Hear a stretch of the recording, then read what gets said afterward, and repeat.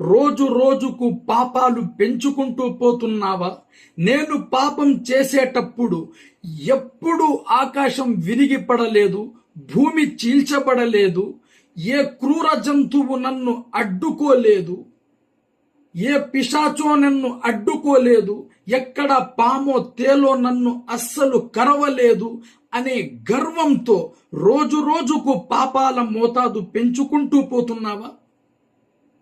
అయితే తెలుసుకో, ఈ పాపాలే నీ లోపల నిన్ను నశింపజేస్తున్నాయి, నీ ప్రశాంతతను దొంగలిస్తున్నాయి, నీ ఘనతను మూసేస్తున్నాయి.